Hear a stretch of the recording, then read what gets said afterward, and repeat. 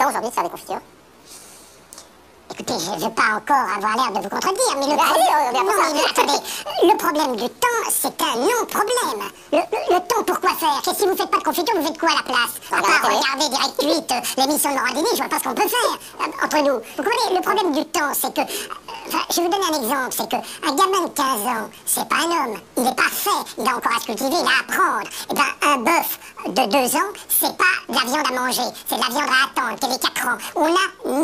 On nie la notion de temps. Or, moi, je pense très sincèrement que c'est bien plus utile d'être un couple chez soi le matin, le samedi. Le samedi, je dis pas qu'il faut cuisiner tous les soirs. On peut cuisiner avant. On prend son cabas, on va au marché, on amène les enfants.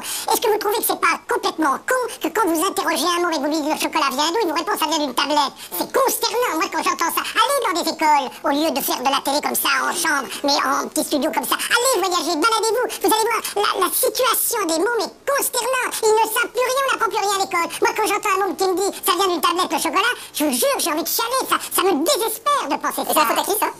D'abord, il y a un problème à l'éducation nationale où évidemment on a cessé complètement d'apprendre ces choses-là. Avant, moi quand j'étais... vous allez me dire, vous évidemment, vieux con, 70 balais, à l'école... oui, mais à l'école, moi de mon temps, on apprenait l'histoire, la géographie, on apprenait les sciences, tout ça à partir d'une fraise.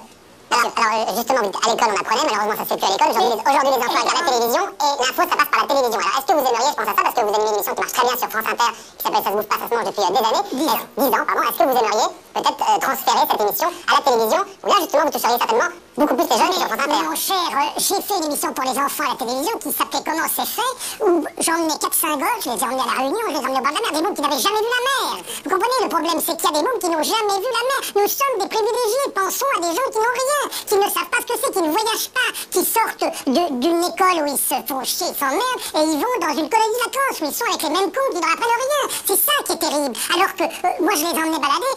Vous ne pouvez pas savoir le miracle que c'est de voir un saulnier à Guérande, par exemple, qui est en train comme ça, il est en train de tirer son énorme râteau comme ça, et tout à coup il y a un tas de sel, et ça sort de la mer. Les mômes qui regardent ça, quand vous avez un gros plan sur ces gamins, des filles, des garçons, qui sont émerveillés, c'est un miracle pour eux. Et ils vont, ils prennent, ils mettent dans leur bouche, ils se rendent compte que c'est salé, ça vient de la mer. Et là, vous leur expliquez le vent, le soleil, la chaleur, c'est bouleversant.